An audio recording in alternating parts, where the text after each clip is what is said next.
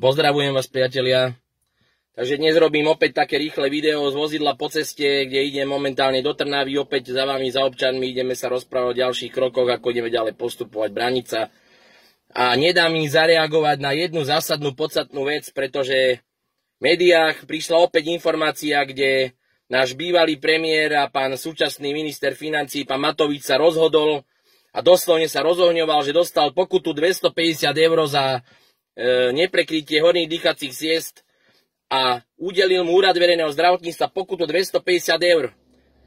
On sa však na tlačovke vyjadril, že on túto pokutu momentálne nehodlá zaplatiť, pretože podľa jeho slov on točil v tom čase nejaký dokument a keďže mal na tlačovkách, on to považuje, že rovnako keďže točil dokument aj v tom čase, tak on nevidí dôvod, aby to mal zaplatiť.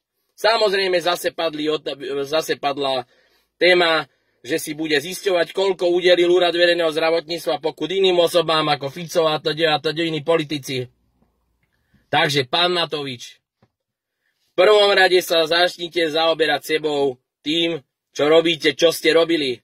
Pre pána Jana, vy sa nehambíte? Nehambíte sa pred tými občanmi na Slovensku? Veď vy ste ten, kto priniesol a boli ste nositeľom myšlienky nosenia respirátorov, rúšok. Vy ste ten, ktorý tu dával nariadenia, príkazy. Vy ste ten, ktorý dával návrhy, ako sankcionovať občanov. Vy ste ten, ktorý dbal a žiadal ste, aby ľudia dodržiavali tieto vaše nezmyselné pravidlá. My sme celý čas tvrdili, že nosenie respirátorov rúšok má byť dobrovoľné, aby ľudia sa mali možnosť rozhodnúť. Nie. Vy ste príkazom a vyhláškami vášho Mikasa šikanovali ľudí doslovne na Slovensku, a s pokutami, ktoré Úrad verejného zdravotníctva dával, a polícia, vieme to dobre, ako to bolo na uliciach, doslovne ľudí zastavovali, buzerovali a museli to robiť, pretože vaše vyhlášky ste si nadriadili nad zákon na Slovensku, tak Úrad verejného zdravotníctva takto rozdal 100 000 pokút obyčajným chudobným ľuďom, ktorí ste ožobráčili v tom čase. A vy dnes sa postavíte a idete sa vyhovárať na nejaké trapné točenie dokumentu? To naozaj, nehambíte sa? Takže, pán Matovič, touto cestou mene všetkých ľudí, a to boli tisíce ľudí, ktorým sme zdarma písali odvolania, keď ešte v čase, kedy to mohli urobiť a boli v lehote, mohli napísať toto odvolanie.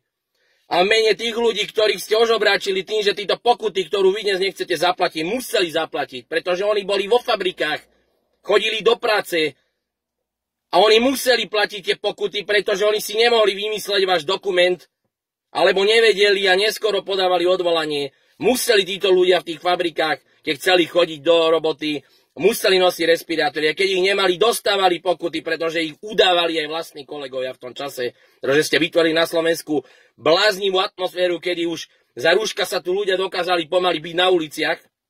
Tak v zmene týchto všetkých ľudí vyzývam. Vráťte týmto ľuďom na Slovensku peniaze, ktorým ste ich ožobráčili na pokutách. Urobte zákon, kde vrátite všetkým týmto ľuďom na Slovensku pokuty, ktoré museli v tom čase zaplatiť, a takto im pomôžete, aby aj v čase, kedy sú bez financií a zhoršuje sa ekonomická situácia, si im vrátili tie pokuty, ktoré museli zaplatiť. Napríklad takú pokutu, akú vy dnes nechcete zaplatiť a tvrdíte, že ste točili nejaký dokument. Ešte raz to zopakujem. Je to hanba, pretože vy, nositeľ tejto myšlienky, sa dnes chcete vyzúť z tejto pokuty a ešte tvrdíte, že si budete preverovať, že koľko pokut dostali iní politici. Veď to je nenormálne, pretože vy ste to vymysleli a vy dnes prvých sa stávate a nechcete zaplatiť túto pokutu. Ale napriek tomu, pretože my nerobíme rozdiely, či niekto z opozície, z koalície, alebo dajme tomu z Marsu, už to poviem tak. Ak vaše odvolanie je náležité, my vám pokojne, zdarma, ako sme to robili tisícom Slovákom, toto odvolanie, keď nám pošlete rozhodnutie z Úradu verejného zdravotníctva ohľadne pokuty, my vám ho zdarma napíšeme, ako sme ho urobili tisícom ľudí, pretože v tom čase, keď to ľudia potrebovali, tu nebol nikto, kto by im to napísal. A museli tie pokuty mnohí zaplatiť.